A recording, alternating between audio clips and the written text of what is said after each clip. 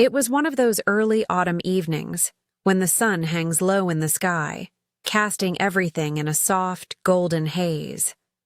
The air smelled of dry leaves and distant chimneys, and I had just finished watering the potted mums on my front porch when I saw him across the street. I had seen Ethan before, of course. He was my neighbor, Carol's son. But until that night, I had never really noticed him. He'd always seemed like a shadow in the background of my quiet life, home for visits, helping his mother with yard work. Polite with a casual wave, and then gone again. He was probably in his early 30s, maybe a little older now. Time had a funny way of speeding past when you weren't paying attention. That evening, Carol had called me in a bit of a panic. She was driving out of town for a last-minute work thing, and asked if I could keep an eye on her house for a couple of days, check the mail, maybe water the plants on her deck. I said yes, without thinking.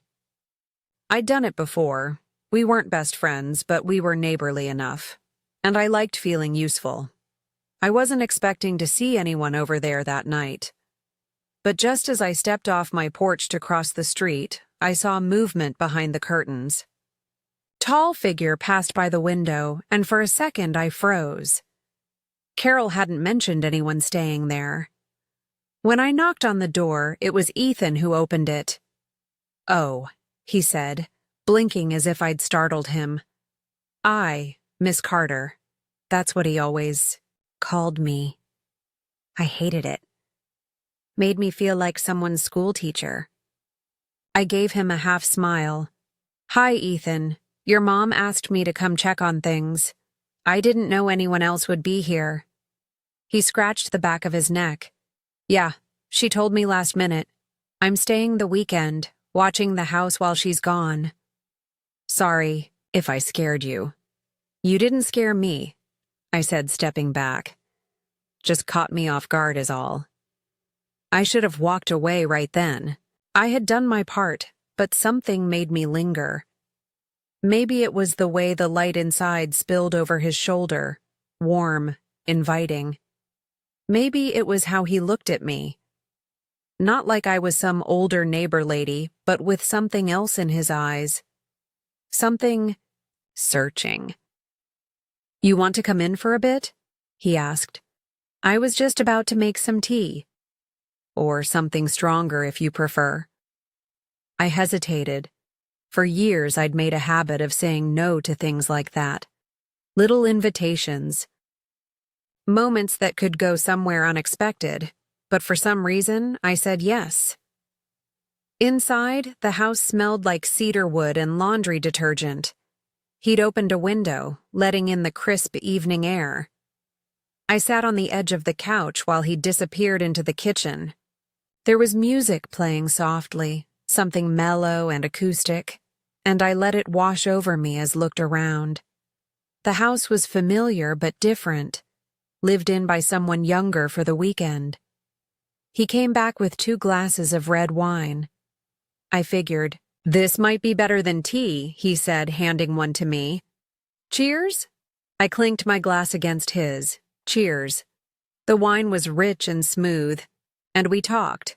At first it was simple stuff. How his job in Denver was going, how his mother was doing, what the neighborhood had been like lately. But before long, the conversation turned more personal. He asked about me.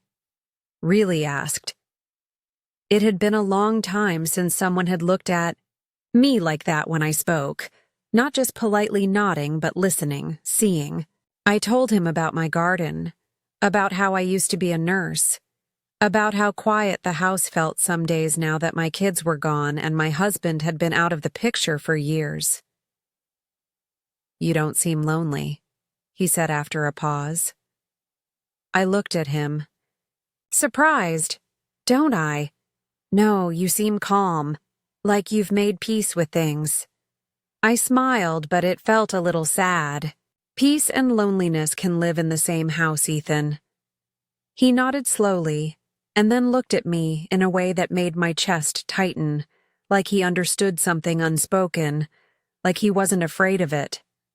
The silence between us grew heavy, not uncomfortable, just charged. I looked down at my half-empty glass. "I should probably go," I said, not moving.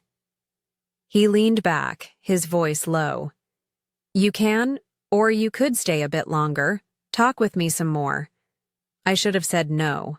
I was 60 years old. I had a routine, a rhythm. I had no business being in my neighbor's house, sipping wine with her son, letting the air between us thicken like that. But I stayed. We talked until the moon was high and the street outside had gone still.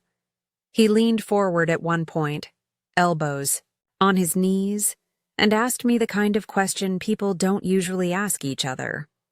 "Do you ever feel like life passed you by while you were busy being responsible?" My breath caught in my throat. I did, more than I like to admit. I nodded, slowly. "That's how I feel lately," he said, staring into his glass. Like I blinked and all the things I thought I'd do. I didn't. The room was warm, and the space between us felt smaller than it had been hours before. I saw something raw in him, something I wasn't prepared for, but didn't want to look away from. He looked up at me, and I saw the question in his eyes before he even said it. "Do you think it's ever too late to start again?" I didn't have an answer, but I knew that whatever this moment was, it was real and rare, and I didn't want it to end. I set down my glass, and I stayed. The next morning, I woke up in my own bed with the softest light slipping through the curtains. For a moment, I wasn't sure if it had all really happened. The late-night conversation, the way Ethan had looked at me, how I had let myself drift into something that felt too unexpected to name. But it had happened. Of that I was certain. And I couldn't stop thinking about it. I moved through the motions of the morning, coffee, shower, folding laundry, but my thoughts kept circling back to the night before, not because anything inappropriate had happened. We hadn't even touched, not really. It was just the way he made me feel, seeing, heard, noticed, in a way I hadn't felt in years. By midday, I had convinced myself it was all just a fleeting moment. Maybe the wine had made it all feel more significant than it really was. Maybe he'd already forgotten all about it. But around 3 o'clock, as I was trimming the hydrangeas along the side of my porch, I heard his voice again. "Hey, Linda." I turned, and there he was, hands in his pockets. That same soft expression on his face. I must have looked surprised because he gave me a half smile. "I brought your coffee mug," he said, holding it up. "You left it last night." I walked to the edge of the yard and took it from him. Our fingers brushed for half a second, and I felt it again. That quiet spark that didn't belong in a casual, niggardly moment. "Thanks," I said, my voice a little more breathy than I meant it to be. I wasn't sure if I actually left it or just imagined the whole thing. He chuckled. "No, it happened. I didn't dream it either. I could have ended the conversation there. I could have turned back to my flowers and let the afternoon go on like any other. But instead, I asked, 'You hungry?'" His brow lifted slightly, and his smile deepened. "Are you inviting me to lunch, Miss Carter?" "I told you not to call me that," I said, turning toward the house. "Come on, I made too much chicken salad anyway." He followed me inside, and just like that, the rhythm of my quiet little world shifted again. We sat at the small table near my kitchen window, sunlight warming the wood surface between us. He looked so at ease in my home, like it wasn't strange at all for him to be there. And for a while, it wasn't. We talked about music, old movies, Silly things that didn't carry weight. But then something shifted. He asked me why I never remarried. A bold question. But there was no judgment in his voice, just curiosity. I looked down at my fork for a long moment before answering. Because I got used to being by myself, I said. I figured it was better to be alone and at peace than with someone who didn't really see me. He nodded slowly. That makes sense. Then he leaned back, his gaze steady. But I saw you last night, Linda. I really did. And I haven't been able to stop thinking about you since. I felt my stomach flutter, and I hated how surprised I was by it. I was 60 years old, for God's sake. These feelings belonged to younger women, women who still wore perfume every day, who bought new dresses for dates, who didn't check the mirror for lines near their mouth before they smiled. But in that moment, I didn't feel old. I just felt alive. Still, I had to say something. Ethan, I'm not sure what this is. I mean, I'm twice divorced and twice your age.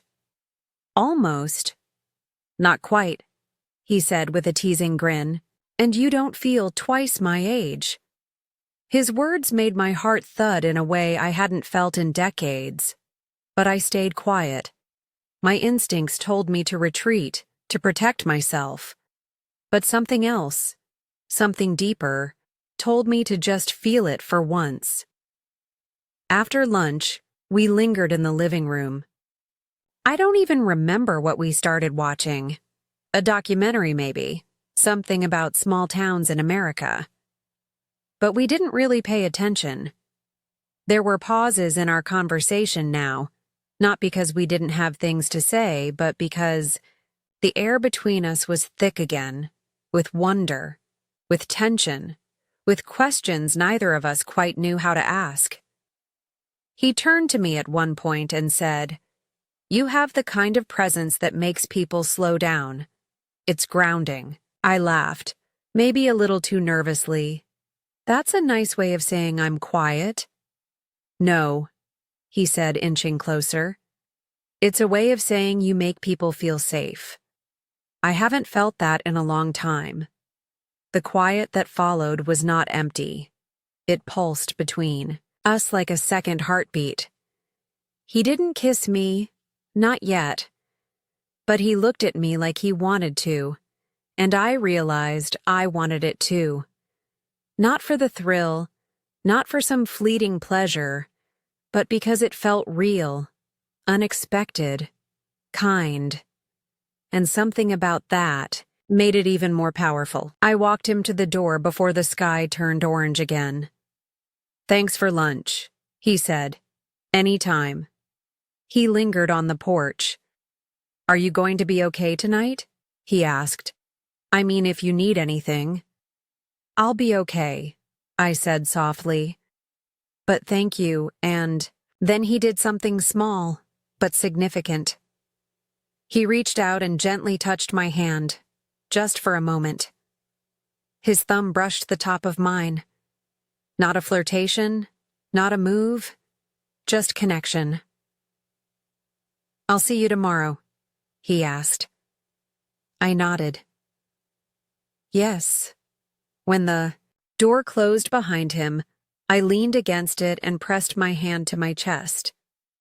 My heart was racing, and not in a way that frightened me. Something had been set in motion, something neither of us had planned for.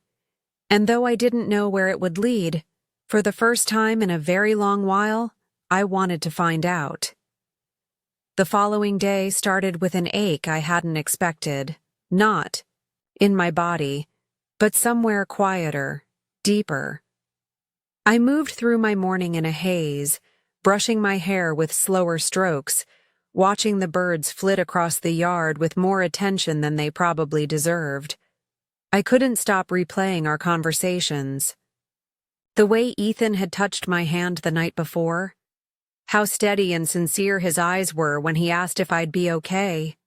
It wasn't some silly crush. I wasn't a teenager daydreaming about the boy next door. No, this was something different. More grounded, more complicated. And still, when the knock came at a little past 10, I felt that same flutter rise in my chest. Ethan stood on my porch again, holding 2 to-go cups and a brown paper bag. "Thought I'd return the favor," he said, lifting the bag. "Breakfast?" I smiled despite myself and stepped aside. "You always bring food. That's a dangerous habit. I figure it's the least I can do for the woman who fed me chicken salad and offered therapy in her living room." We laughed, and just like that, the weight between us lightened. He placed the cups on the table and unwrapped a couple of breakfast burritos from a local cafe.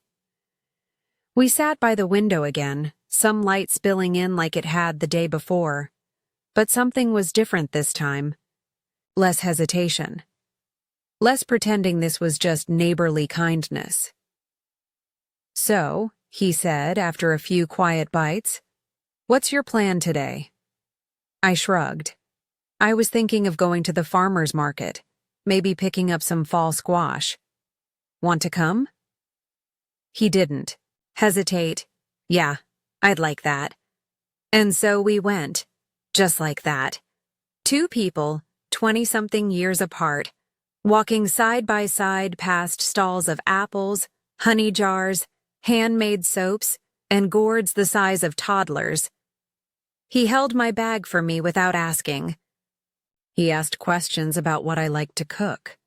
And when I laughed at something a little too loudly near the cinnamon stand, he looked at me like the sound had caught him off guard in a good way. It felt natural, which in some ways made it all the more strange. On the drive back, he looked out the window and said quietly, "I think I like being around you because it makes me feel steadier." I glanced at him. "You don't seem like someone who struggles with steadiness." He gave a small, crooked smile. "You'd be surprised. Most of my life, I've been chasing things, jobs, relationships, approval. Being with you, it feels like I don't have to chase anything." I didn't know what to say to that. Compliments like that at my age weren't just rare, they were almost unimaginable. I wasn't used to being someone's calm in the storm. We carried the groceries inside together, laughing about the ridiculous shape of a butternut squash. And then, almost without thinking, I reached out to adjust a leaf stuck to his shoulder. My fingers lingered just a second too long. He didn't move. The silence that followed wasn't awkward. It was heavy with anticipation. I looked at him, really looked. The lines at the corners of his eyes, the gentle strength in his posture, the kindness that never seemed to leave his face. He wasn't a boy. He was a man who had lived, who had struggled, who had found his way to my doorstep in the most unexpected way. "Ethan," I said quietly, "what are we doing?" He stepped closer. "I don't know yet, but I don't want to pretend anymore." My breath caught. "I don't want to scare you," he said, "but I also don't want to waste this."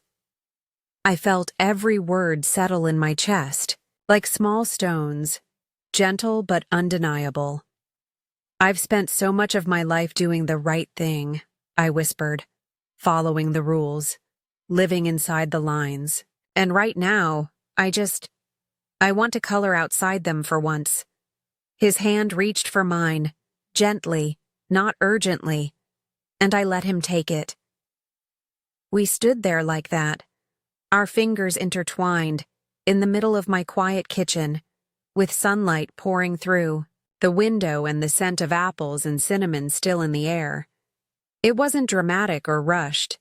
It was slow, respectful, a connection unfolding with care. "I want to be careful with this," he said.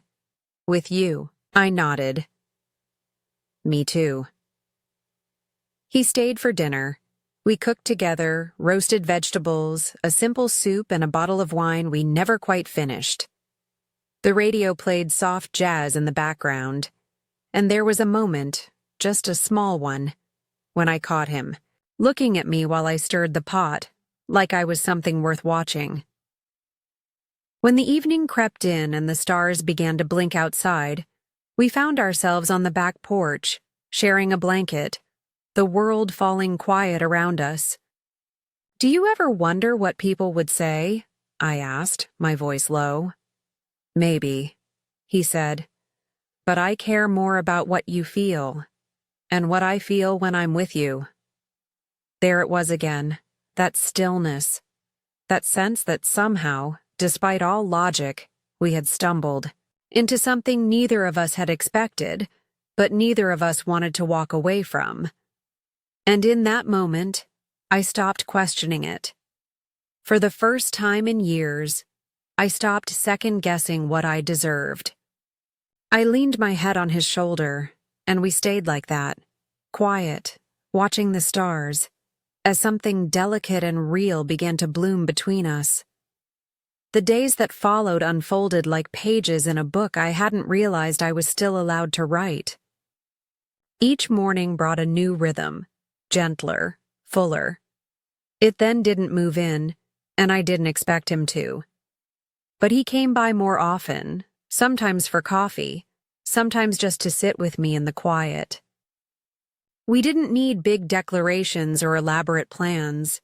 We were discovering something slow and deliberate, and I cherished every second of it. But of course, the world doesn't stop to give you space when something delicate begins. People notice, and people talk. Carol returned from her trip 2 days later. I knew I'd have to speak to her eventually. It was a warm afternoon when I saw her out front pulling weeds, her wide sun hat shielding most of her face. I took a deep breath, slipped on my sandals, and walked over. "Hey, stranger," I called. She looked up and smiled. "Linda, you kept my plants alive. I hope you did her." We made small talk, and I almost convinced myself not to bring up Ethan. But that wouldn't have been fair. Not to her, not to me. "I've seen Ethan a few times since you left," I said, trying to keep my tone even. She wiped her brow and nodded. "Yeah, he mentioned he stopped by to drop something off. Said you two caught up." I hesitated. "It was more than that, Carol. We've spent time together. We've talked, a lot. And some things happened between us. Something I didn't expect." She looked at me, her expression unreadable at first. Then she smiled. Softly, not mockingly, not shocked, just thoughtfully. "Linda," she said, "you've always been one of the kindest people I know. If Ethan finds peace with you, who am I to question it?" I exhaled, a wave of relief washing over me. We didn't talk about it much more after that, but her grace meant more to me than she knew. Later that evening, Ethan stopped by with a small bouquet of sunflowers. "Thought these felt like you," he said, handing them to me at the door. I smiled and took them, brushing my fingertips against his. "They do." We ended up in the living room again, this time with an old jazz record spinning in the background. It was getting late, and for once, I didn't feel like sending him home. He sat beside me on the couch, close but respectful as always. The flicker of the lamp cast a golden hue across his face. "I think about you more than I should," he said quietly.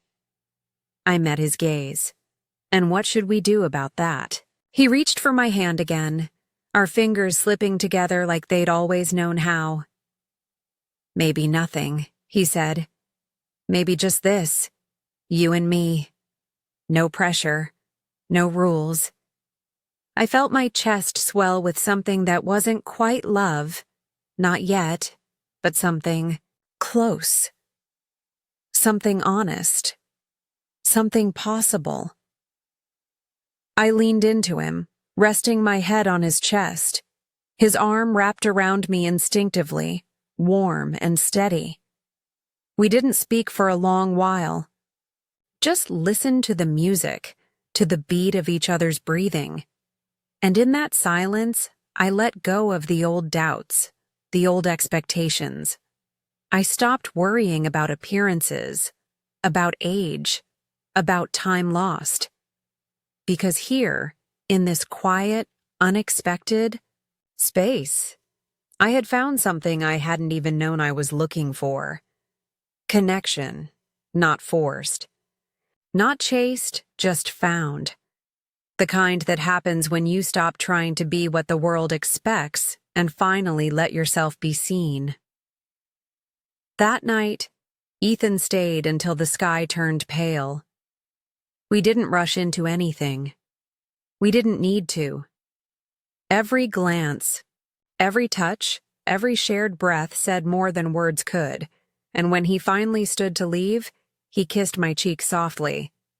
Tender, lingering, sincere. "I'll see you tomorrow," he asked. I nodded, smiling. Yes, tomorrow. As the door closed behind him, I stood still for a moment, hand resting on my heart. I had lived a full life already, raised children, built a career, lost and loved and endured. But I never expected something new to begin at this stage. And yet, it had. Not a fairy tale, not a whirlwind, but something better. Real and beautifully mined.